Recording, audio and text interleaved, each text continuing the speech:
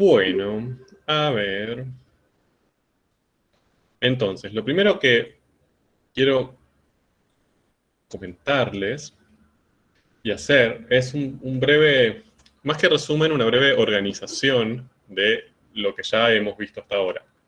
Entonces, empezamos trabajando con una función, bien, f, una función escalar, una de las funciones reales que ustedes habían estado trabajando en Matemática 1, definida en un intervalo, pero ahora veníamos trabajando con funciones definidas en un intervalo cerrado, bien, el que le llamábamos intervalo de integración, si teníamos que integrar en ese intervalo, y también una función que sea acotada, ¿no? Es decir, que no presente, por ejemplo, un comportamiento asintótico o cosas por el estilo dentro de este intervalo de integración. Y ahí el primer concepto que nos aparece, bien, era el de integral definida de esa función. Bien, que lo simbolizábamos con esta S rara y con los extremos dos números reales, ¿no? El extremo inferior y superior. Que lo definíamos como esta cosa, esto nos llevó un montón de tiempo llegar hasta acá, ¿no? Empezar a pensar, digamos, todo el proceso de aproximación en primer lugar, y después como eso llevarlo a una definición formal que no solo nos permitía llegar a aproximaciones, sino calcular valores exactos, eh, y lo definíamos como este límite de la suma de Riemann, cuando la norma de la partición tendía a cero, sí existía, obviamente, esa L, ese límite realmente existía y se podía calcular de alguna manera, bueno, ese número era la integral definida. Y vimos que esa integral definida nos resultaba útil en algunas circunstancias, ¿no? Nos permitía, por ejemplo, calcular cuánto el recorrido de un camión que frenaba, bien, o un montón de situaciones que fuimos planteando y que llegar a ese numerito nos resultaba importante, nos resultaba necesario. El problema era que nos resultaba difícil llegar a ese número. Entonces empezamos otro camino, que es cómo llegar a ese número L sin tener que pasar por la resolución de ese límite. Entonces apareció ahí otro concepto parecido al anterior, pero diferente, que era el de función integral. ¿Se acuerdan? Que aparecía esta estructura que cuando uno la ve son muy similares, pero ¿qué diferencia había? ¿Se acuerdan? ¿Qué diferencia hay entre la integral definida y la función integral? Que la función integral depende de una variable. Bien, ¿y dónde aparece esa variable independiente?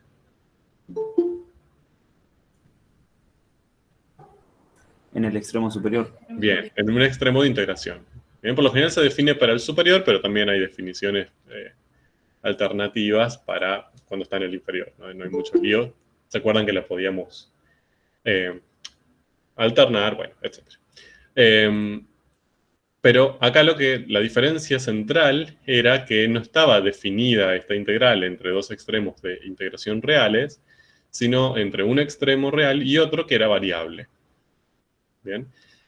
Si yo resolvía una integral definida, ¿qué obteníamos como resultado? Un número. Un número real. Y si resolvía una función integral, o mejor dicho, ¿cómo podía pensar una función integral? No la podía pensar como un número. Como una ley. Bien, como una única función, ¿sí? Más allá de una ley, como una única función con su dominio, con su imagen, con todo, pero ya no es un único número real, ¿no? Sino como una regla, una función. Bien. Entonces, lo que podíamos hacer era expresar esta función integral como una función. Y lo primero que intentamos hacer fue buscar esto, ¿no? Es decir, ¿qué función sencilla, entre comillas, ¿bien?, podíamos relacionar con esta función integral? Entonces teníamos esta forma de expresar esta función que también nos era complicada, no era tan sencillo pensarlo así, y lo que estuvimos viendo con algunos ejemplos, ¿se acuerdan? Primero con una lineal, después con el coseno, como diferentes estrategias para poder expresar esta función integral como una ley sencilla. ¿Bien? Bien. Y ahí apareció nuestro primer gran amigo, el primer teorema fundamental de cálculo integral, que lo que nos decía es, bueno, esta forma sencilla que teníamos de expresar esta función integral puede venir por acá, sabiendo que esta forma, esta función expresada en una forma algebraica sencilla, la podíamos obtener pensando que es una primitiva de la función integrando. Es decir, que si nosotros conocíamos la función integrando de la función integral, bastaba con conocer una primitiva, bien, en realidad, a ver, que tenía muchísimas primitivas, tenía infinitas primitivas, esta f pequeña, y una de ellas era la que se correspondía con esta función integral. Bien, eso es lo que nos decía el primer teorema fundamental. O, pensado al revés, que si derivábamos esta f mayúscula que obteníamos acá, íbamos a obtener necesariamente esta f minúscula, que era el integrando de la función integral.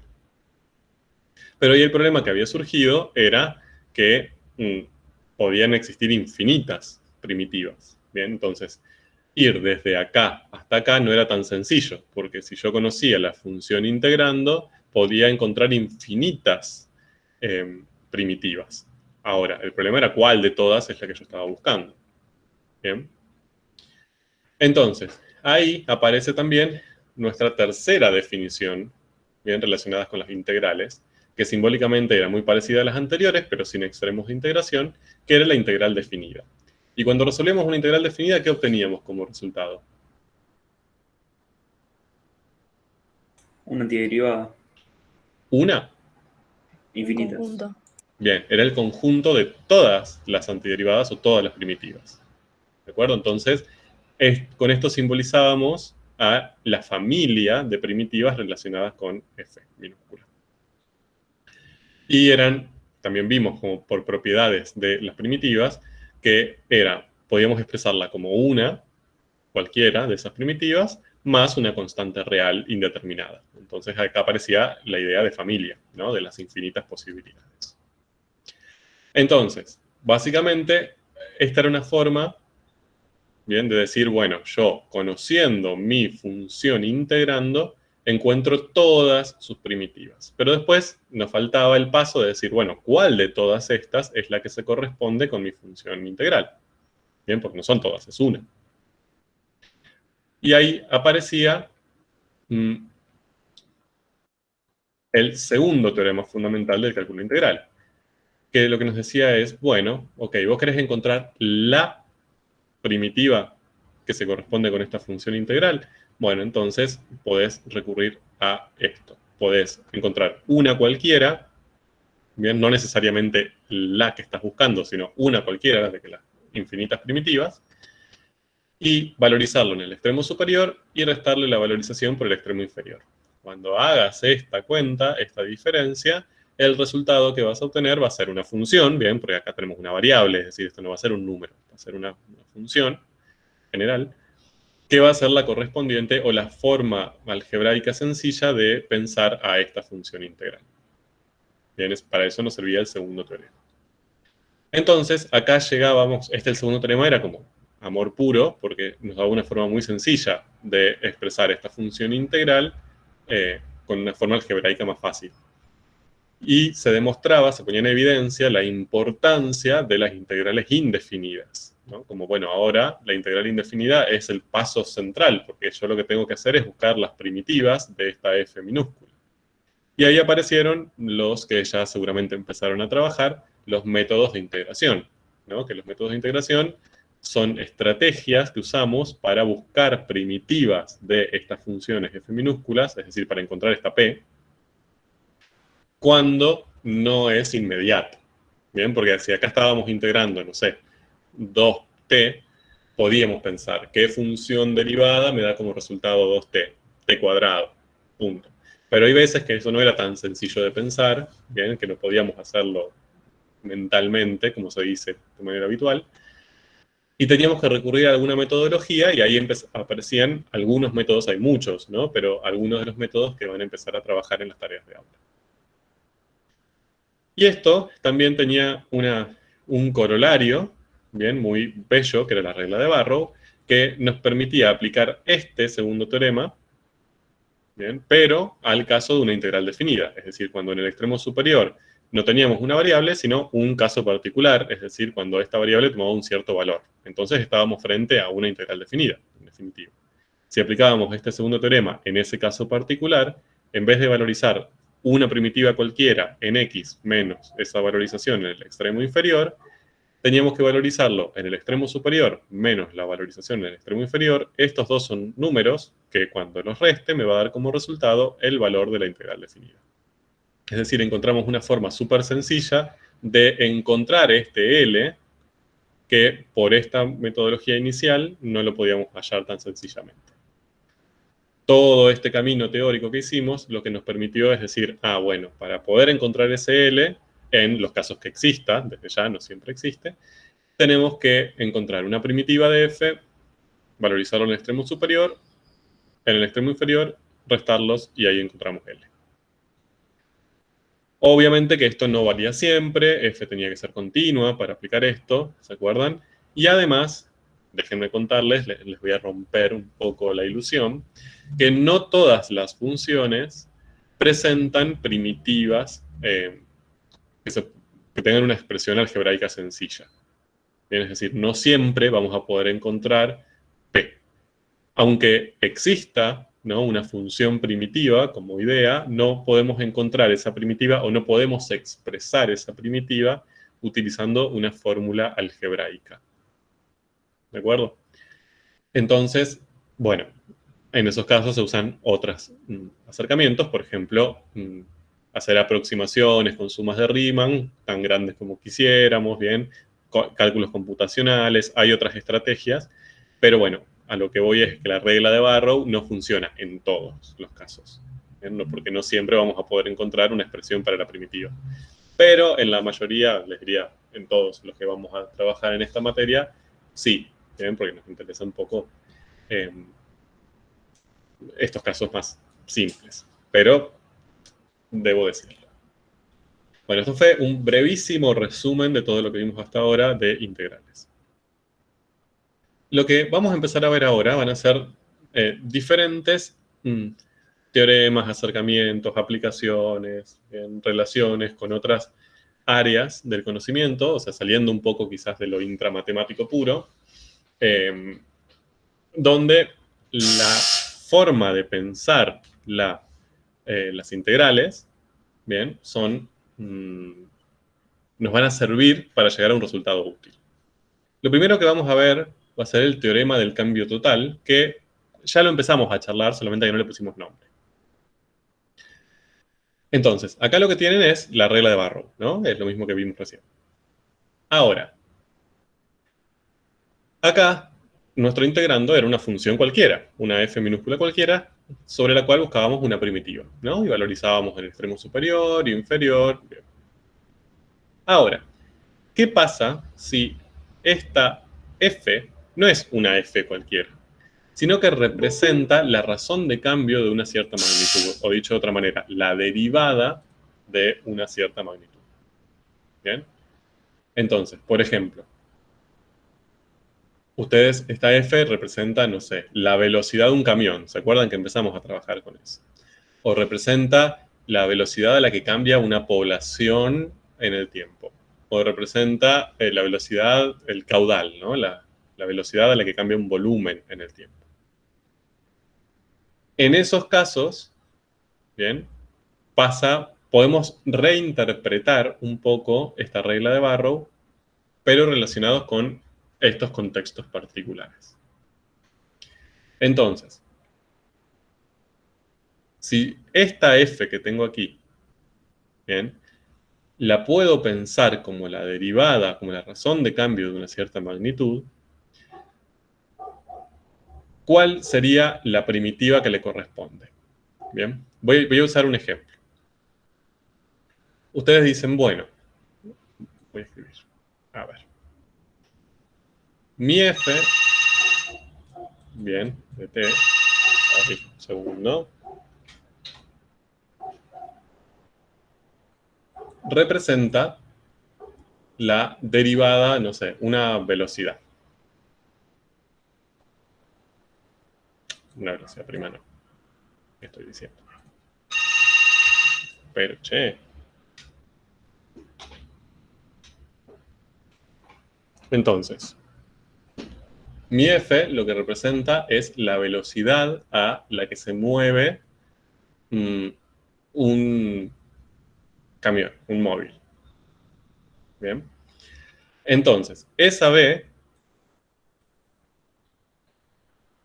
la puedo pensar como la derivada de la posición. Bien, eso es algo que ya han hecho un montón en matemática. ¿De acuerdo? Ahora, yo voy a integrar esa velocidad, por ejemplo, desde el tiempo 0 hasta el tiempo, no sé, 4. ¿No? Considerando que el tiempo, no sé, se mueve 4 minutos.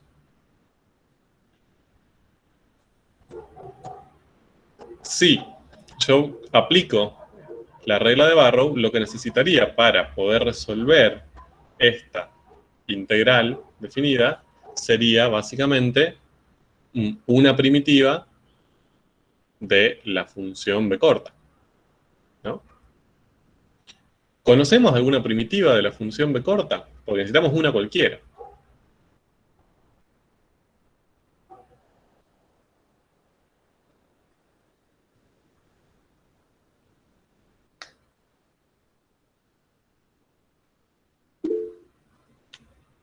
A ver qué han escrito en el chat. ¿Usando los extremos? Usando los extremos, necesitamos usar los extremos, sí, pero lo que necesitamos es una primitiva. ¿Bien? A ver, f no es una primitiva de b, f es b, ¿no? Fíjense acá. O sea, yo acá en vez de escribir f, escribí b. X. Bien, ahora, exacto, perfecto. Yo lo que necesito cuando estoy buscando una primitiva es una función cuya derivada sea b, por ejemplo. Bien, que la conocemos, es x, es la posición. ¿De acuerdo? Entonces, bueno, si tienen dudas, pregúntenme, por favor. Entonces, básicamente, yo acá, la primitiva que voy a usar va a ser la función posición. Entonces, tendría que ser la posición en el extremo superior menos la posición en el extremo inferior, ¿no? Entonces, acá lo que hice fue aplicar Barrow directamente. Bien, entonces, si yo estoy haciendo la integral de una razón de cambio, bien, la primitiva que voy a utilizar va a ser la magnitud que está cambiando. Bien, entonces, si la velocidad yo la pienso como la razón de cambio de la posición, entonces acá la primitiva va a ser directamente la posición. Bien. Y fíjense lo que está pasando acá. Yo acá lo que estoy viendo es la posición a los 4 segundos menos la posición en los 0 segundos.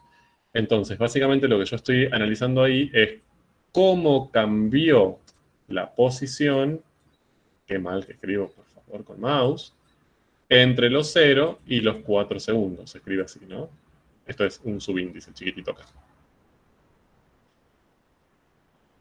Entonces, cuando yo integro una razón de cambio entre un cierto punto del tiempo, por ejemplo, y otro, lo que obtengo como resultado es un número que lo que me indica es cuánto cambió la magnitud esta, ¿bien? La magnitud primitiva, entre 0 y 4. Ahora, vamos a usar un ejemplo. Supónganse que el auto se movía con una velocidad igual, no sé, ya que usé este ejemplo, a 2t. Entonces hago esta integral.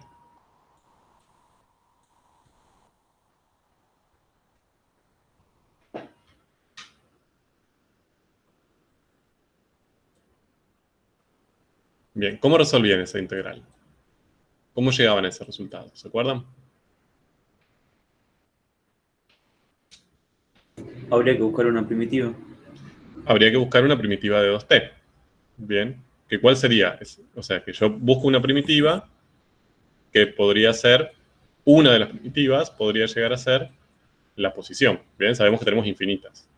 Una de ellas es la posición del móvil a distintos tiempos. Bien. ¿Pueden encontrar rápidamente una primitiva para 2t? T al cuadrado. cuadrado. T cuadrado. También podría ser t cuadrado más 3, t cuadrado más 8. Bien. Bien.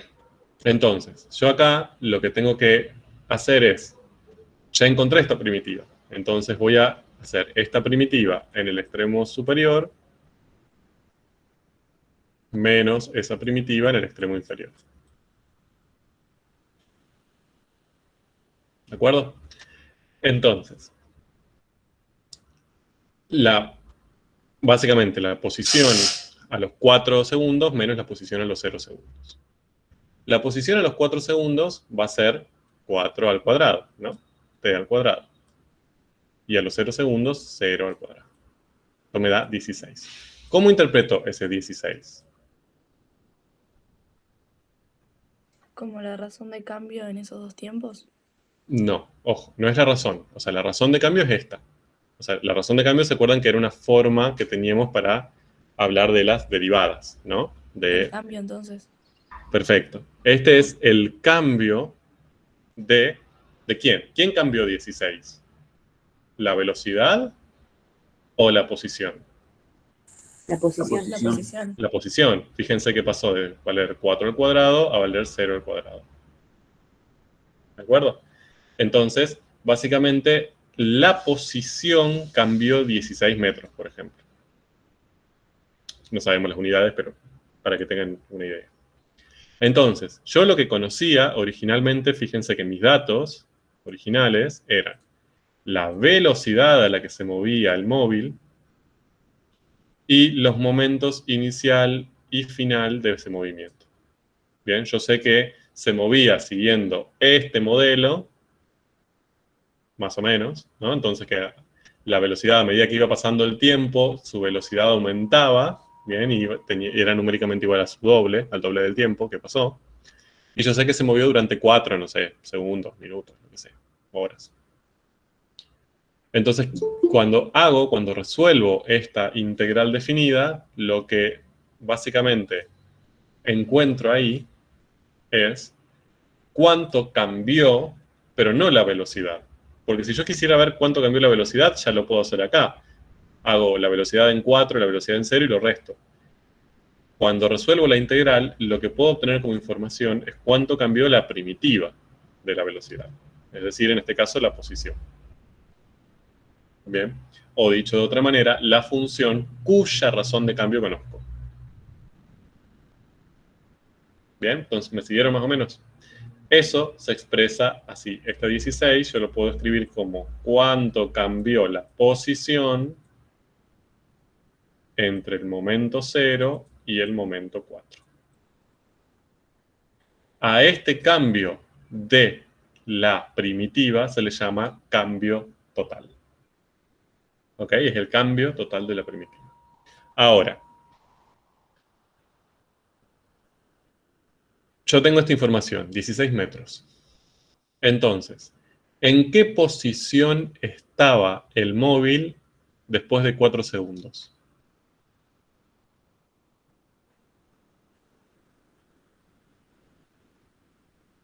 16 metros más que la posición inicial. Muy bien, genial, no cayeron en la trampa.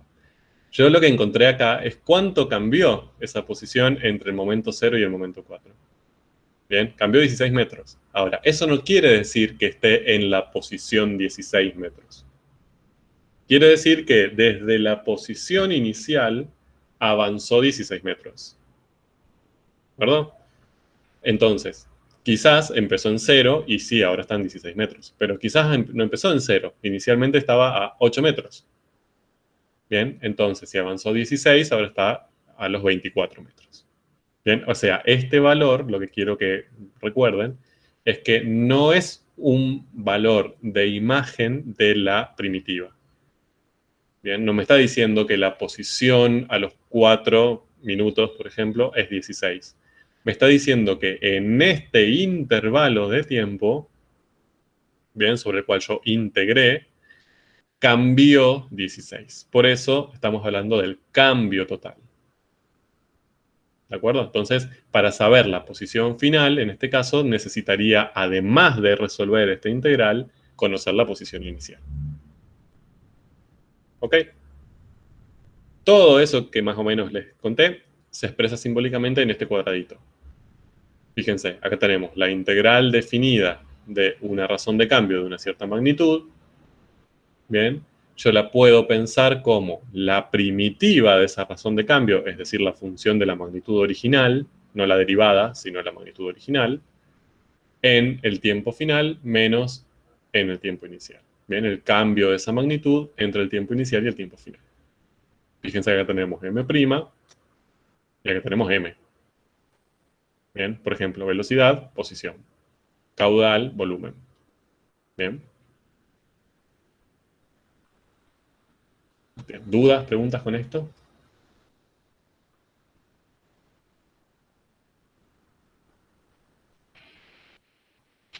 No, profe. Bueno, a ver, voy a borrar todo porque esto va a seguir completándose.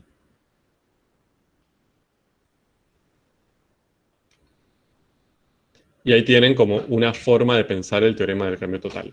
No hay una única escritura del teorema del cambio total, la verdad. Van a encontrar diferentes formas de escribirlo, pero a mí lo que me interesa más que nada es que lo interpreten. La idea es que la integral definida de una razón de cambio de una cierta magnitud entre un tiempo inicial y un tiempo final no siempre es tiempo, o sea, entre un momento inicial y un momento final, puede ser posiciones, dependiendo del caso, es igual al cambio total de esta magnitud en ese intervalo. Bien. Entonces, acá tienen lo que yo acabo de hacer, bien, hacer la integral definida de una cierta velocidad de un móvil, entonces el resultado lo voy a interpretar como el cambio total de la posición en ese intervalo. Bien. Ahora, si estoy integrando un caudal, bien, que sería la razón de cambio, la derivada del volumen, entonces lo que voy a obtener es cuánto cambió el volumen en ese intervalo. Si estoy integrando la razón de cambio de la población de bacterias, voy a obtener el cambio de la población de bacterias. ¿De acuerdo? Esa es la idea. Profe, Sí, o sea que nos va a dar, la integral nos va a dar la recta secante, sería. claro, bien, es una buena pregunta. Acá lo que ustedes van a ver es, así como en derivadas, ¿se acuerdan que cuando se les presentó el concepto de derivada, después había diferentes interpretaciones de la derivada? ¿No? Entonces, una de las interpretaciones era la geométrica, que era intramatemática. Digamos, dentro de la matemática, uno podía pensar ese resultado, que era la derivada en un punto, como la pendiente de la recta tangente a la gráfica de esa función en ese punto. Y ahí trabajaron un montón de cosas y lo empezaron a ver en diferentes gráficos. Después, otra interpretación de ese mismo número, que se obtenía de esa misma manera, era la razón de cambio, ¿bien? La velocidad de la que estaba cambiando esa magnitud, esa función que estábamos derivando en ese momento, en ese punto. Ahora, era el mismo número, pero lo pensábamos desde dos perspectivas distintas. Si estábamos hablando de una población de bacterias y la recta tangente a una población de bacterias no tiene sentido. Estábamos mezclando dos mundos, el geométrico con el físico o biológico, que sea. Acá pasa lo mismo, ¿bien? Entonces, el teorema de cambio total está orientado más que nada a interpretaciones en terrenos de la física, de la biología, de la química, ¿bien? Donde lo que tenemos aquí es una derivada de esa magnitud, pero que nos interesa en otro contexto, ¿bien? No nos interesa solo desde la matemática, nos interesa desde la física, por ejemplo, en cómo se mueve un móvil, desde, no sé, la química, la concentración que está cambiando de un reactivo, de un producto, desde la biología, si tenemos la población de algún ser vivo, ¿no? Y lo que obtenemos es un cambio, es un número que representa cómo cambió esa magnitud. Acá uno lo puede llevar si quiere, si esto lo que está representando es, no sé, la derivada de una cierta función en particular, lo podríamos pensar en términos geométricos. ¿Bien? Como, bueno, esta es la recta secante, sí. Por lo general no se hace, no porque no se pueda, sino porque no es muy útil. ¿Bien? No nos da una información que suele ser muy necesaria en el ámbito científico. La interpretación que hacemos va más en otros mundos, ¿no? En otros terrenos, en otros contextos. Pero lo que acabas de decir está bien, ¿eh? O sea, se puede ir por ese terreno también.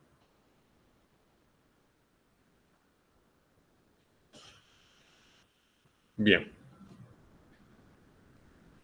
Ahora, quiero focalizar acá, porque esto siempre les genera dolor de cabeza. Acá tenemos 3 resultados que hemos obtenido en estos días. Acá tenemos la tesis del segundo teorema fundamental del cálculo integral. Acá tenemos la regla de Barrow, bien, la expresión de la regla de Barrow, simbólica. Y acá tenemos la expresión que acabamos de ver del teorema del cambio total. Bien, que ahora lo voy a abreviar TST. Si nos ponemos a ver, fíjense que todo es muy parecido, ¿no? Estamos haciendo la integral de esta función, tenemos primitiva en el extremo superior, menos primitiva en el inferior, en todos los casos es más o menos igual. ¿Cuál es la diferencia? O sea, vuelvo a uno de los principios de las reglas de oro de la matemática que les decía el otro día, que era, básicamente, si tiene nombre distinto, probablemente sea algo distinto. Una diferencia hay. Si no, le ponemos el mismo nombre. ¿Qué diferencia hay entre estas 3? A ver.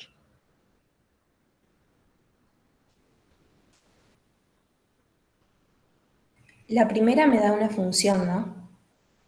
Perfecto. Bien, el segundo teorema fundamental, fíjense que el resultado no es un número. Bien, tenemos una función, acá hay una variable, está la variable independiente metida ahí en el medio. Bien. La segunda da un número y la tercera un cambio. Bien, pero este cambio también va a ser un número. Claro, pero no depende de... O sea, depende del estado inicial del problema. No, este cambio no va a depender. Vos, o sea, si vos querés conocer la magnitud final, sí vas a necesitar el valor inicial de la magnitud. Pero este numerito siempre va a ser el mismo. Acá, por ejemplo, en el caso anterior siempre te va a dar 16, sin importar dónde empezás. Ah, claro, sí. Bien, entonces, entre esta y estas dos ya encontramos una diferencia, ¿no? Esto es una función. Bien, vamos a llamarle sota de x, como lo habíamos llamado antes. Y acá obtenemos números reales. Ahora, ¿qué diferencia hay entre esta y esta?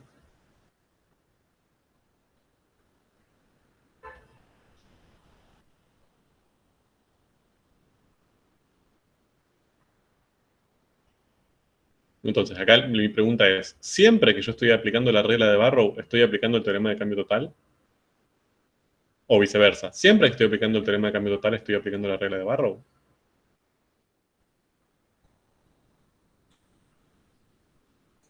No, porque el teorema es un cambio. El teorema me da un cambio, ¿ok? ¿Y cuándo puedo interpretar que tengo un cambio? ¿Por qué acá no puedo interpretar que tengo un cambio total?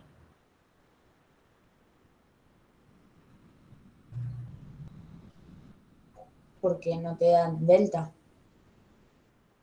Yo Por la explico. magnitud. Ajá, a ver, desarrolle.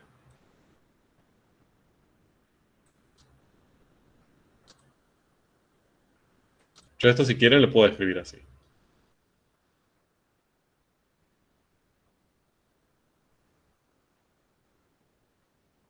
Porque te da un número escalar cualquiera, sin ninguna magnitud, sin nada. Bien, interesante, ¿no? Es como que acá obtengo números, pero este número yo lo puedo interpretar. ¿De acuerdo? O sea, si yo tenía este 16 que obtuvimos antes, nosotros lo podíamos interpretar como un cambio en la posición. Acá me va a dar un número que no lo puedo, no necesariamente lo puedo interpretar, me va a dar 16, punto. Ah, bueno, sí, cambió 16. Pero no lo puedo interpretar en un contexto. Ahora, ¿quién me da ese contexto? ¿Por qué acá, en el teorema de cambio total, tengo un contexto y acá no?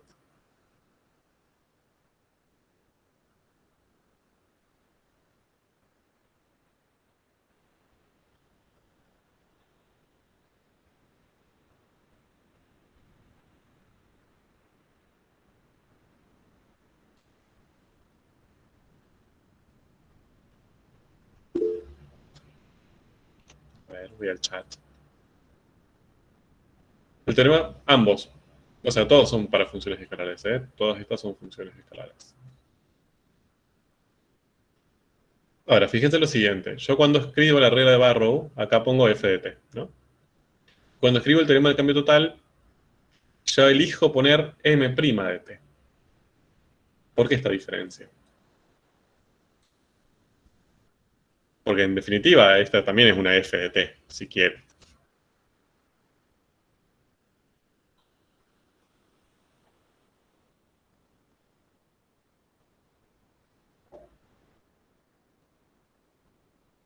Mm. A ver, el punto es el siguiente. Cuando yo estoy trabajando con el teorema del cambio total, la función que estoy integrando no es una función cualquiera. En la regla de Barrow sí. Esta f es una f, cualquiera. ¿Bien? Lo que me está diciendo es que si yo quiero resolver esta integral definida de una función f cualquiera, voy a tener que buscar una primitiva, paralizo en el extremo superior, en el extremo inferior, resto, me da un delta, pero punto. Este delta, este numerito que obtengo acá, es en definitiva el resultado de esta integral definida. Punto. Cuando estoy presente y estoy analizando, o sea, pensando como el teorema del cambio total, lo que estoy integrando no es una función cualquiera. ¿De acuerdo?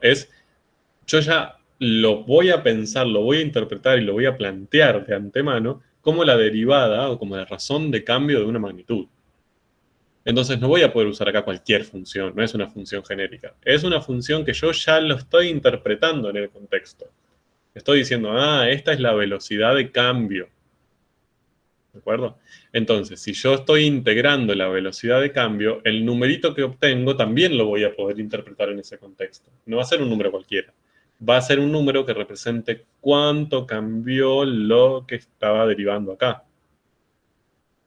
Bien. Y fíjense que para hacerlo aplico la regla de Barrow. Es decir, siempre que aplico el teorema del cambio total, estoy aplicando la regla de Barrow. Solamente que lo que los diferencia es que acá estoy interpretando eso en un cierto contexto. Al revés no pasa. No es que siempre que aplica la regla de Barrow voy a aplicar el teorema del cambio total. ¿Bien? Porque yo puedo aplicar la regla de Barrow en un caso genérico que no lo estoy interpretando como si lo que estoy integrando es la derivada de una magnitud, sino es una función cualquiera, y puedo aplicar la regla de Barrow igual. O sea, puedo aplicar la regla de Barrow sin aplicar el teorema del cambio total. ¿De acuerdo? Dicho de otra manera, el teorema del cambio total sería como un caso particular de la regla de Barrow en el que la función que estoy integrando no es una función cualquiera genérica. Es una función que interpreto como una derivada de algo que está cambiando, como una razón de cambio. Bien, o sea, la diferencia entre estos va en el orden de lo interpretativo. Bien, de cómo pienso esa función. ¿De acuerdo? ¿Me siguieron?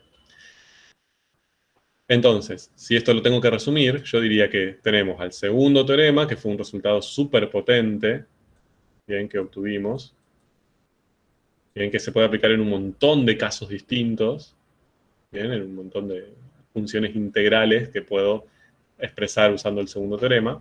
Mira, parece un carpincho mi conjunto. Bueno, dentro de todos esos casos hay algunos casos que ese segundo teorema lo voy a llamar regla de Barrow. Bien, esto ya lo habíamos charlado, ¿se acuerdan? Que de todos los casos en que yo podía aplicar el segundo teorema, aquellos en que el extremo superior estaba fijado en un cierto número, bueno, le voy a llamar regla de Barrow. Por eso era un corolario, ¿no? Era como algo que se desprendía del segundo teorema. Y dentro de la regla de Barrow hay algunos casos que yo lo voy a poder resolver mediante el teorema del cambio total, que son aquellos donde la función que estoy integrando y sobre la cual aplico la regla de Barrow, la puedo interpretar como una derivada, como una razón de cambio de algo. Bien, entonces es como que es una relación de particularidad, ¿no? Este es el más general, este incluye a este y este incluye a este, en todo caso. Bien. ¿Me siguieron? Más o menos. Entonces, si yo quiero calcular, por ejemplo, a ver, tengo una población bacteriana. Bien, quiero aplicar el teorema del cambio total. ¿A quién voy a integrar si aplico el teorema de cambio total en ese contexto, ¿no? Estoy estudiando una población bacteriana. A la velocidad de crecimiento. Bien. no a la población bacteriana, a la velocidad a la que cambia, ¿de acuerdo? O sea, la función que va a estar acá va a ser P', si le llamamos P a la función población, entre un valor y otro, ¿bien? Los valores que yo quiera en el intervalo en el que yo estoy estudiando. ¿Qué voy a obtener como resultado? Un cambio ¿Un cambio de quién? en el número de la población. Claro, Bien. de la población. De la población bacteriana, ahí sí, no de la velocidad. Cambio de la población en el intervalo de crecimiento. ¿Ese número va a ser igual a la población en el momento final? O sea, ¿va a ser igual a la población en B? No, porque una cosa es la cantidad final y otra es cuánto cambió en cierto tiempo. Perfecto. O sea, no es la información que me va a dar. Me va a dar el cambio en ese intervalo. ¿Bien? Pero no la población final. ¿Cómo podría ser para, a partir de ese cambio, llegar a la población final?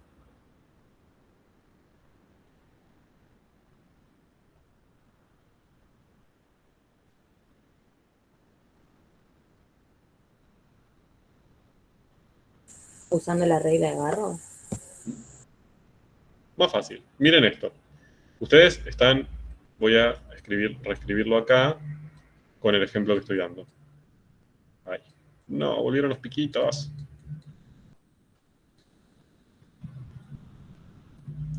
Yo estoy integrando la derivada de la población bacteriana. Entonces, esto es igual a la población en la población, no la derivada, en el momento final, menos, ¿no?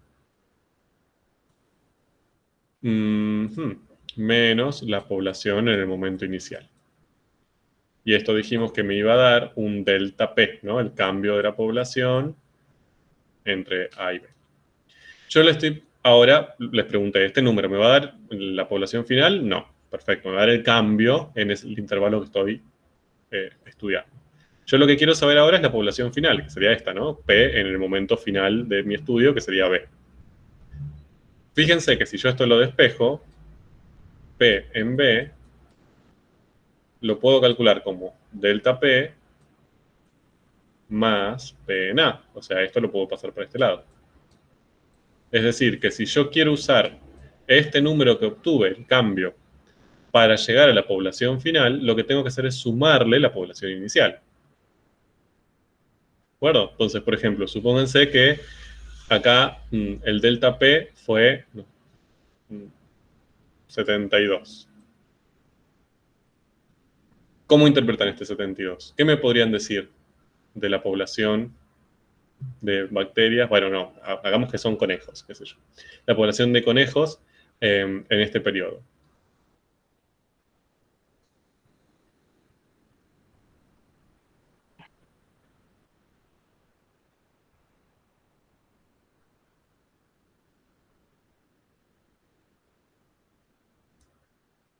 Es la cantidad que cambió en ese periodo. Bien, entonces, ¿voy a tener más conejos o menos conejos? Más o menos. Da igual, depende de lo que esté sacando. Ajá. Más, porque si no hubiese dado negativo. Pero mi delta es positiva, es decir, mi población final menos mi población inicial me da 72. Entonces creció la cantidad. Claro, este Estaba 72, negativo. lo que me está diciendo es genial. Sí, muy bien. Lo que me está diciendo esto es que la población final tiene 72 conejos más que la población inicial. Bien, o sea que en el periodo en que estoy estudiando, la población cambió positivamente en 72, es decir, aumentó 72 en su número de conejos. Si hubiera disminuido, ¿cómo me hubiera dado este delta? Negativo. Negativo, porque P en B sería más pequeña que P en A. Entonces, al restar me da un número negativo. ¿Eso qué significa? ¿Que tengo conejos negativos? No, que cambió negativamente, es decir, que disminuyó la cantidad de conejos. Bien, ahora, si yo quiero ver cuántos conejos hay al final, yo lo que tendría que hacer es este cambio sumárselo a la cantidad inicial. Bien, entonces acá, por ejemplo, yo tengo 72 conejos, Y lo que necesito saber es cuánto había al principio. Entonces, si al principio había 1000 conejos, entonces la cantidad final va a ser 1072 conejos.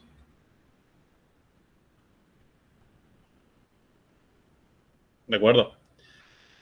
¿Por qué les comento esto? Porque acá lo que pasa muchas veces es que resuelven, no sé, una actividad, ¿no? De esto, población de conejos, y les dan menos 72. Y se desmayan directamente. Tipo, no, me dio un número negativo, no puede haber menos 72 conejos, hice algo mal, se ponen a buscar, está todo bien. No, ahí no les está diciendo cuántos conejos hay, les está diciendo cómo cambió la población. Entonces ahí ustedes dicen, ah, no es que tengo menos 72 conejos, no es que estoy debiendo 72 conejos, es que disminuyó en 72. Entonces seguramente había una cierta población inicial que era mayor que 72 necesariamente, por ejemplo 1000, y disminuyó en 72, entonces terminé teniendo 928. ¿De acuerdo? Pero no se confundan con esto. Acá no están obteniendo cuántos conejos hay, sino cuánto cambió esa magnitud que están midiendo ahí. ¿Bien? ¿Quedó claro?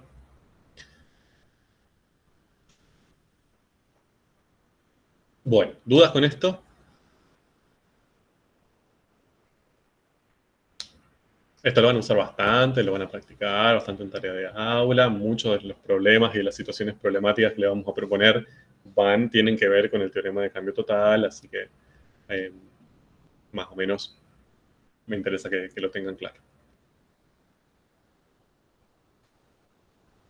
Y acá también otra cosa que quiero focalizar es lo siguiente. Muchas veces cuando nosotros les pedimos que justifiquen sus resultados, cuando hacen esto, por ejemplo, vuelvo al ejemplo de la población de conejos, hacen esto, lo hacen bien, sacan bien los numeritos y en su justificación ponen por regla de Barrow. Entonces, es una justificación que no está mal, porque obviamente que acá ustedes aplicaron la regla de Barrow, pero está incompleta, porque en realidad no solo aplicaron la regla de Barrow. O sea, están en un caso más particular de la regla de Barrow. Ustedes acá están analizando esto, están interpretando esto como el cambio de la población, porque lo están pensando desde el teorema de cambio total. Bien, porque ahí están interpretando que como esta es la derivada de la población, este es el cambio de la población.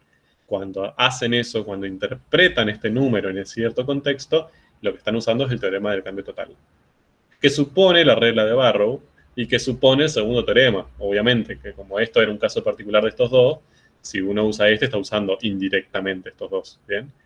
Pero lo que nos interesa es que ustedes se den cuenta que acá, como lo están interpretando, están llevándolo por el camino del teorema del cambio total. Bien, ahora, si ustedes lo que están haciendo es resolviendo la integral entre 1 y 3 de x cubo, y punto, y acá buscan una primitiva, la aplican en 3, la aplican en 1 y restan, ahí no están en el teorema del cambio total. No están interpretando esto a la luz de que este x cubo es la velocidad de cambio de una magnitud. No, ustedes están resolviendo la integral definida, aplican Barrow, buscan la primitiva, sacan el numerito, entonces ahí sí están acá. Bien, no en el caso más particular del teorema del cambio total. Para que lo tengan en cuenta. Bien. Bueno. ¿Seguimos? Yay, sí. Profe, perdón. Sí. Entonces, en el teorema del cambio total, para interpretarlo así, sí o sí tiene que haber la derivada y que esté en un contexto así de magnitudes. Exacto. O sea, siempre lo diferencia es que esta función que vos estás integrando no es una función cualquiera. Bien, o sea, es una función que vos la estás interpretando en un cierto contexto. Ah, ok. No siempre, a ver, no se mecanicen que siempre va a aparecer como M'. Por ejemplo, si yo estoy integrando la aceleración de un cuerpo entre 1 y 3, por ejemplo, ¿cuál es una primitiva de la aceleración? La velocidad. Bien, bien, si yo tengo que pensar una primitiva, tengo que pensar una función cuya derivada sea la aceleración, la velocidad. Entonces esto sería v en 3 menos v en 1. Ay, qué difícil. Esto me da delta B. Bien, fíjate que acá la aceleración vos la podés pensar como la derivada de la velocidad, como B', o también la podés pensar como la derivada segunda de la posición, ¿no? X segunda, eso dependiendo del contexto en el que estés. Pero no importa, vos esto lo pensaste como la razón de cambio de algo, lo pensaste como la razón de cambio de la velocidad, entonces interpretás el resultado como el cambio de la velocidad entre 1 y 3. Como estás interpretando esta función, bien, como la razón de cambio de algo y al resultado como el cambio total de eso, entonces estás aplicando el teorema de cambio total. ¿De acuerdo? Más allá que no tenga esta misma forma, que acá no aparezca algo prima, que aparezca directamente la A. Bien, pero la estás interpretando en un cierto contexto, en este caso de la física. Ok. Gracias, profe. De nada. Bueno, entonces, esa fue, más allá que ya habíamos trabajado, ¿se acuerdan que lo primero que empezamos a hacer fue eso, ¿no? Teníamos la gráfica de una velocidad del camión y queríamos ver cuánto se desplazó. Ahí estábamos aplicando el teorema de cambio total. No le habíamos puesto nombre, pero ya lo estábamos aplicando. Esto fue un poco más para formalizar eso. Acá lo que vamos a empezar a ver sí es como la primera aplicación concreta de la integración para resolver una problemática. No es extra matemática, porque está dentro de la matemática, pero aplicada quizás más a la geometría. Y no es tanto esto de la secante, ¿bien? Que podría ser otra aplicación de las integrales, pero no se usa tanto. Esta sí se usa más. ¿Qué es el cálculo de áreas de regiones planas? Entonces, para eso, vuelvo con nuestro ejemplito que ya le sacamos jugo. ¿Se acuerdan que teníamos esta función que representaba en su momento la velocidad de un camión y que le habíamos dicho, bueno, si veíamos así, se empezaba moviendo a esta velocidad, después frenaba durante 120 segundos, frenaba hasta no moverse más, ¿bien? Y empezamos a hacer todo el proceso de aproximación para ver más o menos a cuánto se desplazaba en ese frenado, y desde ahí dedujimos la idea de integral definida, ¿bien? Para eso usamos H. Y habíamos llegado a esto, que era el proceso de integración. ¿Se acuerdan? Que teníamos que primero definir la función y el intervalo, hacer una partición, definir el conjunto de puntos compatibles, hallar los rectangulitos, ¿bien? Y sacar la longitud del subintervalo por la imagen de la función, ¿bien? Que eso se llamaba, cuando los multiplicábamos, lo llamábamos aproximaciones parciales, sumarlas todas para generar la suma de Riemann. Bien, y cuando hacíamos eso, pero con el límite de la suma de Riemann con la partición tendiendo a 0, llegábamos a L, que era la integral, ¿no? Si existía ese límite. Muy rápidamente. Pero bueno, esto fue el proceso de integración que vimos hace unas clases. Esto, fíjense, lo que uno hace es un proceso de acumulación, ¿no? O sea, piensa como, bueno, yo voy a ir sumando el efecto de esta función como de a poquito, bien, utilizando rectangulitos de tamaño con base infinitesimal, bien, con la longitud del subintervalo que lo genera infinitesimal, y lo voy sumando todos, hasta llegar a un número que me va a representar, por ejemplo, en este caso, cuánto se había desplazado el camión. A ese proceso, bien, de acumulación, bien, de una suma infinita de cambios infinitesimales, podríamos decirle, le llamamos proceso de integración. Lo que vamos a intentar hacer ahora es utilizar este proceso de integración y esta acumulación para responder otra pregunta, que ya no va a estar tan orientada al terreno, por ejemplo, en este caso de la física, ¿no? Sino directamente dentro de la matemática, a la geometría. Y la pregunta va a ser, ¿cuánto mide el área de esta región que está acá pintada? Bien, fíjense que es el área de esta región, que no es un triángulo, parece un triángulo, pero no es un triángulo, porque uno de sus lados no es un segmento de recta. ¿Bien? Y queremos calcular este área. Y acá ya hemos estado ahí hablando al respecto y vimos que la geometría no nos ayudaba, porque no lo podíamos calcular con una fórmula que conocemos, de la geometría básica. Ahora, ¿cómo harían ustedes para calcular ese área? En general.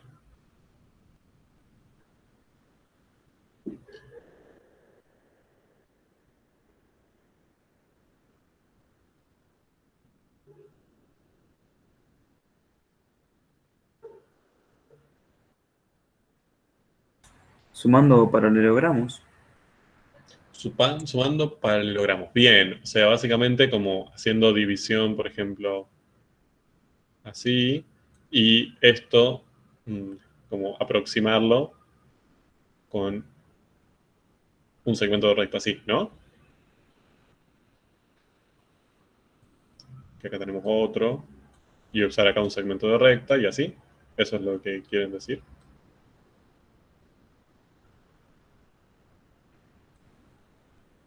Y acá me queda un triangulito, ni siquiera un paralelogramo. Bien, eso lo podría hacer. Ahora, ¿ese número que obtengo va a ser exacto o va a ser aproximado? Si yo sumo... Aproximado. Bien, o sea, si sumo las áreas de estos paralelogramos o triangulitos, voy a obtener un número que va a ser aproximado. Yo no quiero el aproximado, yo quiero quiero el exacto. Ya me puse así.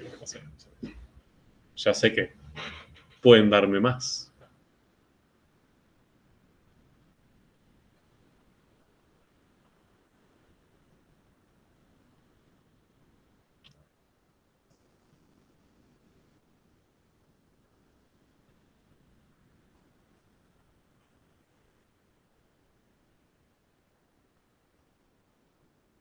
Hmm.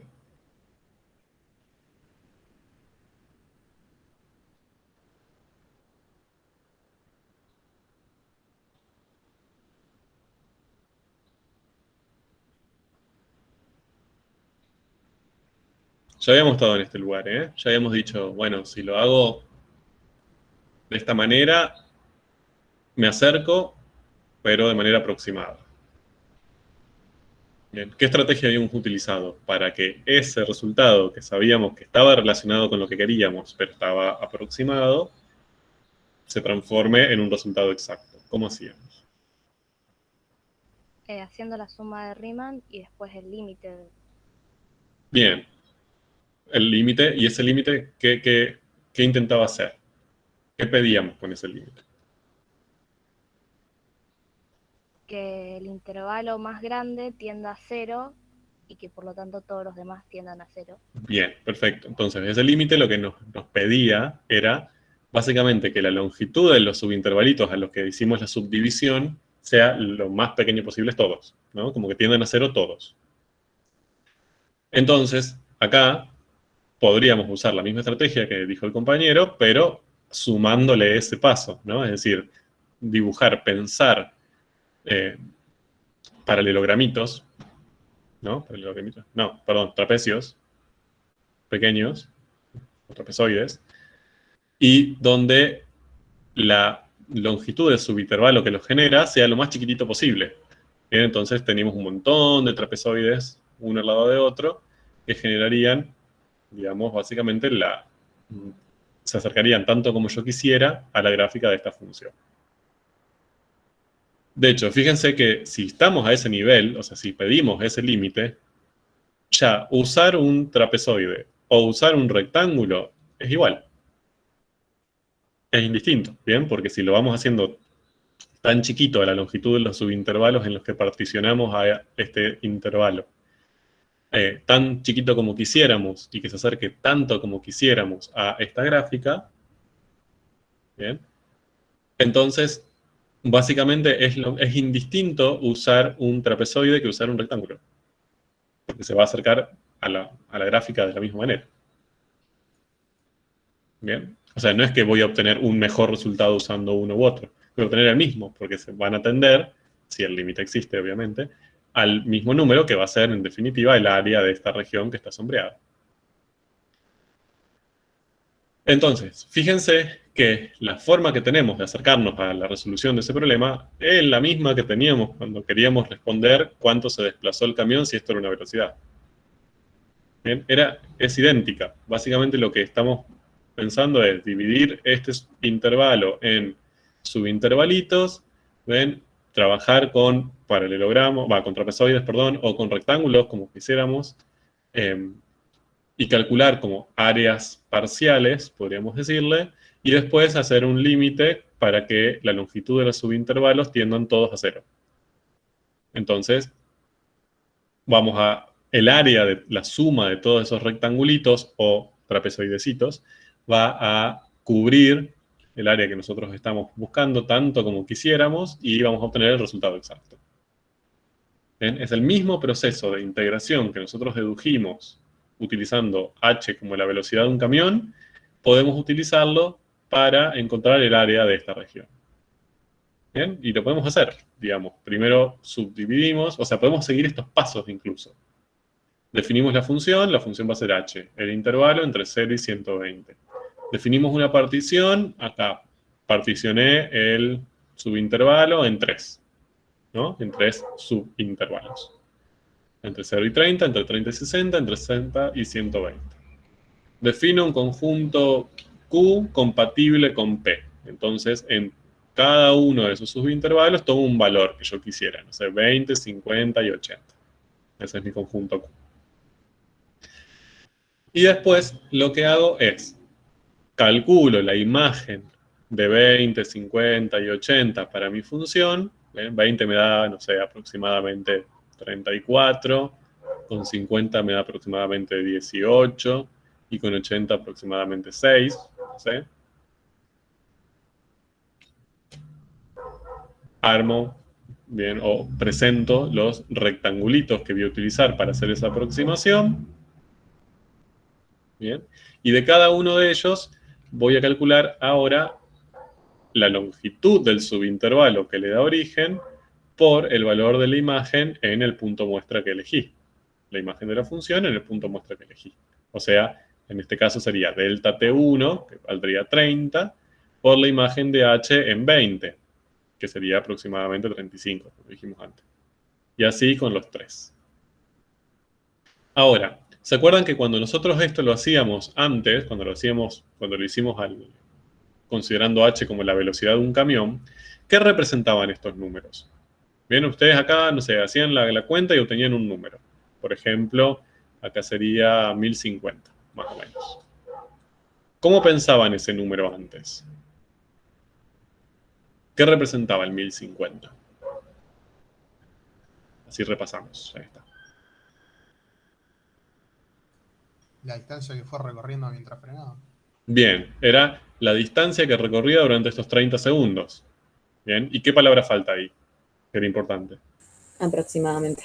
Aproximada, ¿de acuerdo? Era aproximadamente la distancia que recorría nuestro camión en estos 30 segundos. Bien, ahora, esto ya no tiene segundos, porque acá no nos interesa una velocidad ni un proceso dinámico. Simplemente, ahora estamos interpretando esto, pero en términos geométricos.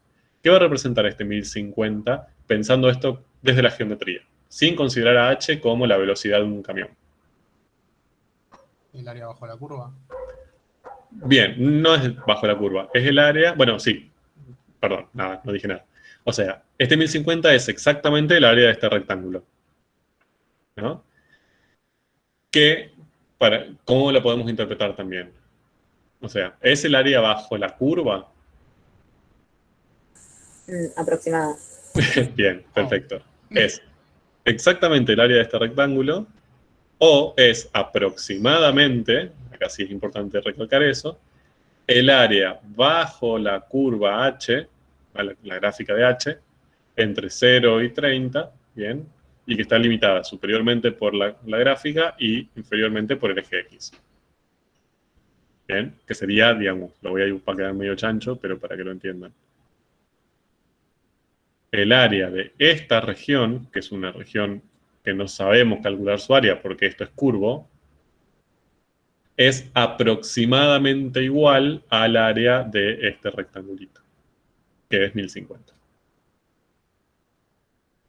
¿De acuerdo? A mí lo que me interesa acá es que vean cómo cambió nuestra interpretación bajo el uso del mismo proceso.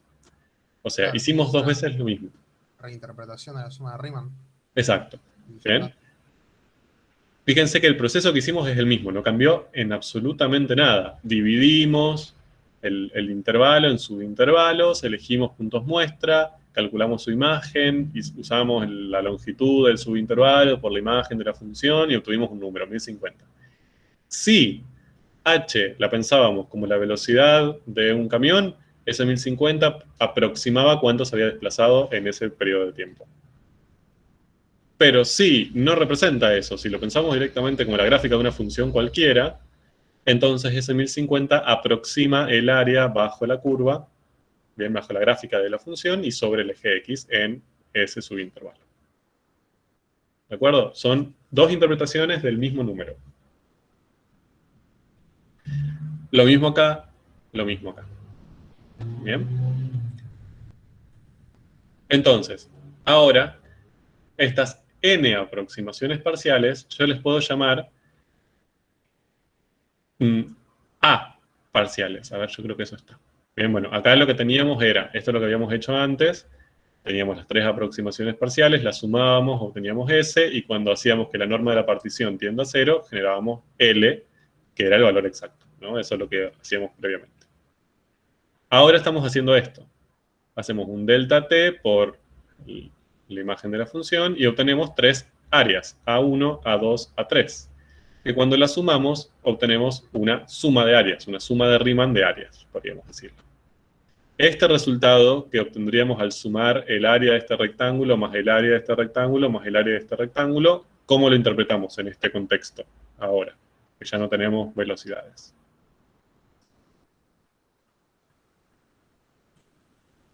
El área aproximada bajo la curva. Bajo la curva, ¿dónde? ¿En qué intervalo? Entre 0 y 110. Entre 0 y 120, sí. Bien, o sea, en todo el intervalo en que estamos trabajando. Bien. El A1 sería el área bajo la curva entre 0 y 30, A2 entre 30 y 60, A3 entre 60 y 120, en los tres casos de manera aproximada. Entonces, si sumo las tres, me va a generar el área aproximada bajo la curva entre 0 y 120. ¿Bien? Y si ahora esto hago, lo que pido es que la norma de esta partición que hice tienda a 0, y calculo ese límite, y ese límite existe, y me da un cierto valor L, ese L, ¿cómo lo voy a interpretar? ¿Cómo lo pensarían? ¿Cómo lo graficarían a ese L acá en este grafiquito?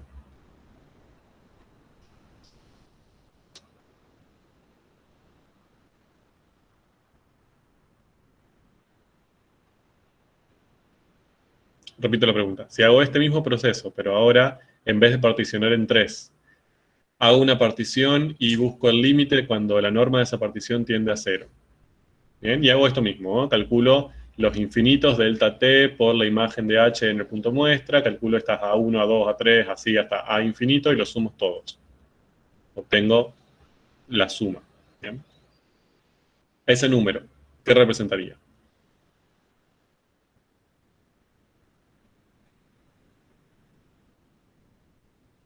La distancia total que cambió el cuerpo. Bien, si esto es una velocidad, sería la distancia total que recorrió mientras frenaba, ¿no? Y si lo pensamos ya no como una velocidad, sino geométricamente,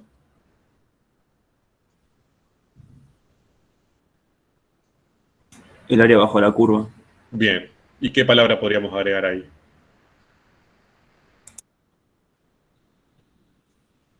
Sería el área bajo la curva gráfica de h, ¿no? Entre 0 y 120, pero ¿qué es la diferencia de las que obtuvimos haciendo este proceso? ¿De qué diferencia ese número con ese A? No, llega a ser Que no es exacta, aproximada. Bien, que es exacta. ¿De porque, acuerdo? o sea, está haciendo tender a 0, pero no es exacto. Ay, no escucho, perdón.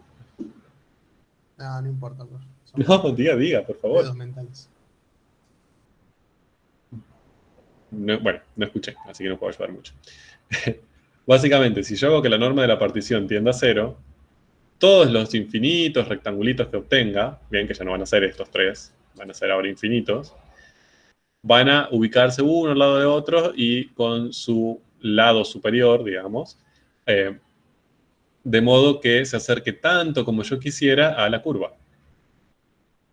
Bien, entonces, la suma de todas las áreas de esos rectangulitos mini, que serían casi infinitos, va a cubrir toda esta región y me va a dar el área de esta región de manera exacta ahora.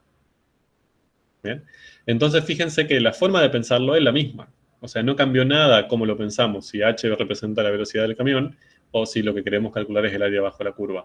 El proceso que usamos es el mismo, tenemos que hacer la misma partición, con el mismo Q, hacer las mismas aproximaciones parciales, la misma suma de Riemann, el mismo límite, solamente que ahora ese número lo interpretamos distinto. ¿Bien? En un caso lo interpretábamos como un cambio total de la posición, y ahora lo interpretamos geométricamente como el área bajo la curva. Lo mismo que pasaba y que les decía antes con las derivadas. Ustedes obtenían el valor de la derivada y lo podían pensar desde la geometría como la pendiente de la recta tangente, o bien desde los procesos físicos, biológicos o químicos como una razón de cambio. Acá pasa lo mismo. Ese mismo número que obtengo a partir del mismo proceso lo puedo pensar como el cambio o lo puedo pensar como el área bajo la curva. Bien. Todo lindo. Ahora, les cambié la función. Bien, ya me aburrí de la H, ahora estamos trabajando con la J. Bien. Y quiero calcular, bien, no lo voy a pensar tampoco como velocidad, lo voy a pensar directamente desde la geometría. Quiero calcular el área, bien, que está limitada por el eje X, por la región que está limitada por el eje X y por la gráfica de la función J. Primero, ¿ven cuál es ese área con la que quiero calcular? Sí. ¿Dónde la graficaría? Porque acá a veces O sea, también... entre el eje X y sería entre el eje X y las curvas. Y claro, y la función O J. sea, sería Sí. ese triangulito y o sea, lo que esté dentro de esa parábola. Bien, perfecto. O sea, sería como este trianguloide, porque tiene un lado curvo, ¿no? Que sería como toda esta región de acá. Y entre 30 y 100 sería entre el eje X y esta parte de la gráfica, que sería, digamos, como toda esta región de acá. ¿No? Entonces yo quiero calcular ese área, que sabemos que desde la geometría tradicional no podemos hacerla porque en ambos casos uno de los lados de la curva frontera no son segmentos de recta. Entonces estamos ahí un poco limitados. Entonces dijimos que para resolver eso lo que estábamos haciendo era pensar otra vez este mismo proceso de integración. ¿Bien? Ahí lo que hacíamos era definir una función escalera. Acá yo les propongo una con 2 escalones para no hacerlo tan complicado. Entonces, lo que pensábamos era en una partición. En este caso la partición sería 0, 30 y 100. Bien, podríamos pensar un punto muestra, que en este caso podría ser 10 y podría ser 40. Y después lo que hacíamos era hacer las sumas parciales, ¿no? En este caso sería el delta de la variable, o sea, la longitud del subintervalo, ¿bien? Sería como el delta T1 por la imagen de la función en el punto muestra, J en 10. Y en este caso sería delta T2 por la función en el punto muestra, que sería J en 40. Bien, si no me siguen, me van parando.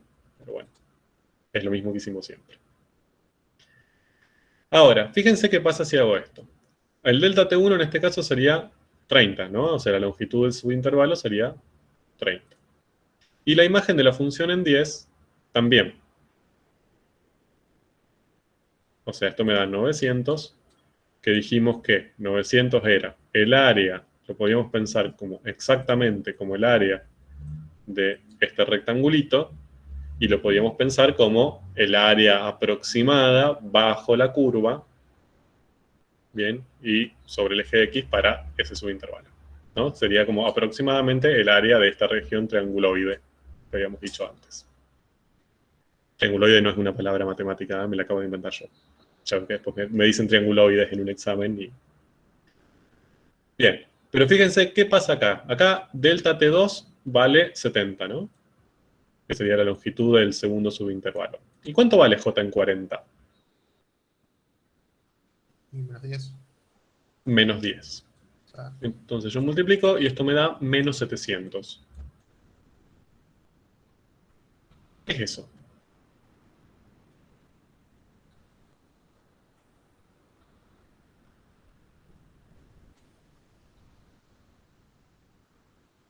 Porque, o sea, yo eso no puedo interpretarlo de esta misma manera. No podría decir, es el área de este rectángulo. ¿Por qué no puedo decir que es el área de ese rectángulo? Porque es negativa. No existe Porque es área negativa. Es Pero negativa, ¿bien? O sea, podrías reinterpretar como reflejándolo en el eje X. Bien, perfecto. A ver, acá el método que veníamos usando se nos rompió, ¿no? Porque no lo puedo, ese número no lo puedo interpretar directamente como el área del rectángulo porque es negativo, y el área es una medida de una superficie, es decir, me está midiendo la cantidad de superficie que tengo. Yo no puedo tener menos 700 metros cuadrados, menos 700 hectáreas. ¿Qué es menos 700 hectáreas? No tiene sentido, ¿bien? Las áreas por definición son positivas, porque miden algo, ¿no? Entonces, ya lo que veníamos haciendo no lo podemos hacer tan fácilmente y tan directamente. Acá esto no lo puedo interpretar como un área. ¿Bien? Sí, ustedes me pueden decir, bueno, pero a ver, no es tan grave. En realidad, el signo vino de la imagen de la función, que al ser negativa me dio un número negativo, pero en realidad el área de este rectángulo, ¿cuál sería? Si tienen que decir el área de este rectángulo. 700. 700 positivo, ¿no? Sería como base 70 y altura 10 positiva. Bien, porque una altura es una medida, así que debería ser positiva. Entonces acá lo que yo tendría que hacer es como cambiarle el signo, ¿no? Decir, bueno, acá el área es 700 positivo. Pero, ¿cuál es el problema que me genera esto?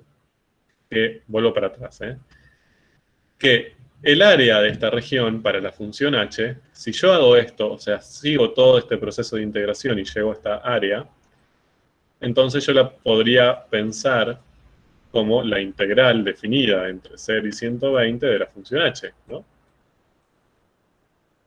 O sea, si yo hago el proceso de integración para h entre 0 y 120, que sería hacer la partición, elegir todo la cosita, el límite, todo, me va a dar el área directamente de esta región. Entonces estábamos re felices, porque nosotros podíamos calcular este área geométrica, ¿bien? Desde una perspectiva geométrica, usando un concepto que ya habíamos desarrollado y ya sabíamos cómo resolver, que era la integral definida.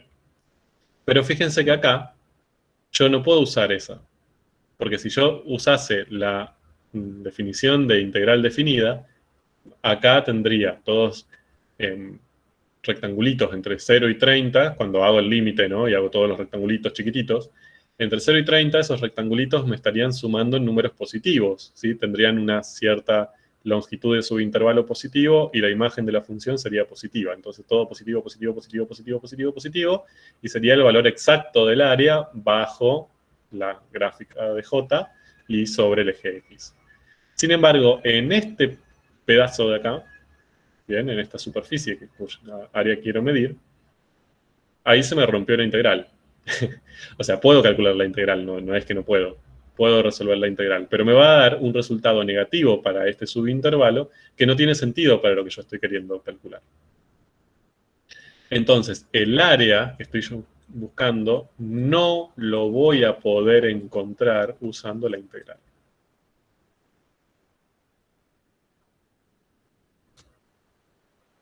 ¿Bien? ¿Me siguieron a lo que voy? O sea, es verdad que puedo hacer un cambio sencillo acá. Yo esto lo puedo como pasar para arriba, digamos, o pensarlo como positivo en vez de como negativo. Perfecto, me encanta. Pero, si yo calculo la integral entre 0 y 100 de la función j, que esto es lo que ya sé hacer, ¿bien? Que ya tenemos los teoremas para resolver esta integral y obtener este numerito, no me va a dar directamente el área.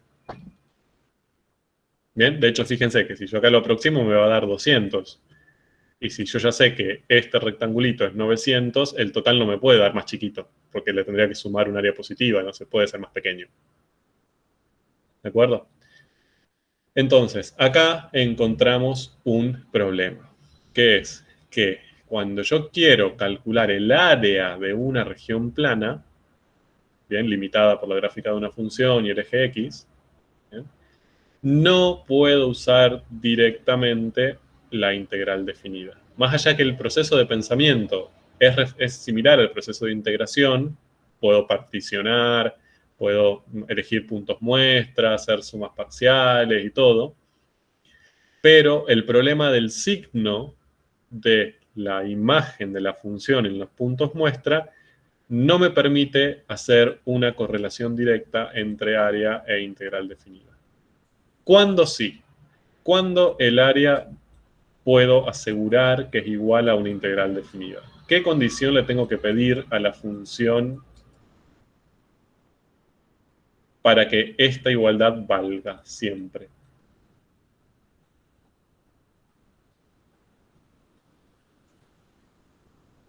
Que no sea negativa. Que no sea negativa. Que no me pase esto, ¿no? Que no me genere imágenes negativas, porque si me genera imágenes negativas me rompe todo. ¿Bien?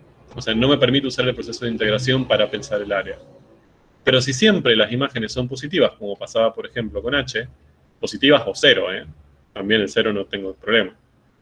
Pero si todas las imágenes son positivas o cero, puedo usar el proceso de integración sin problemas y el área va a ser, lo voy a poder calcular con la integral. Bien, entonces, esto vale solo si f es mayor o igual a 0 en el AB, en el intervalo donde yo estoy integrando, ¿no? Si puedo asegurar que la función es positiva, o mejor dicho, no negativa en ese intervalo, entonces calculo la integral y la integral definida en ese intervalo, y eso sí lo puedo pensar como un área. Pero si la función no es positiva, o mejor dicho, no es no negativa en el intervalo de integración, y ya hay al menos un valor que me da un resultado negativo de imagen, entonces el área no lo puedo pensar como una integral definida. Bien. Con esto quiero que se queden hoy. Mañana vamos a ir un poco más hacia cómo hacemos en estos casos. Bien, o sea, cómo podemos utilizar el proceso de integración para llegar a calcular ese área. Pero esto sí quería trabajarlo un poco más con detalle porque siempre terminan con un preconcepto con esto, ¿no? Siempre están ahí como, ah, listo, la integral es el área. No. Bien, no siempre. No podemos relacionar esos dos conceptos de manera tan sencilla. Podemos pensar a la integral, al resultado de una integral definida, como el área de una región plana. ¿Bien? Así, esta relación directa la podemos hacer solo si sabemos y estamos seguros y podemos demostrar que la función que estamos integrando en el intervalo de integración es no negativa. Bien, si no lo podemos demostrar, o no lo sabemos, o no lo es, esa igualdad no vale. Tenemos que buscar otra forma de pensar esa igualdad, que eso es lo que vamos a ver mañana. ¿De acuerdo? Entonces, acá, a ver, voy a borrar todo esto. Acá tienen graficado básicamente lo mismo que yo hice recién, la partición, buscar los puntos muestra, bien, buscar las imágenes, marcar los rectangulitos, ¿no? Otra vez, delta t por la imagen de la función, área 1, área 2, pero ese área no es adecuada. Bien, el área 2 no es la que podemos decir.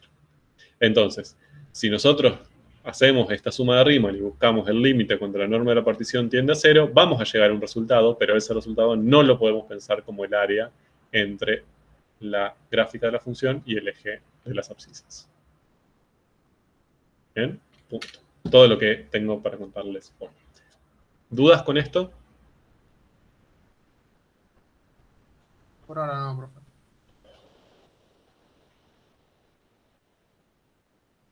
¿Quedó claro? Si les pregunto, ¿puedo siempre relacionar área con una integral definida? ¿Qué me van a responder?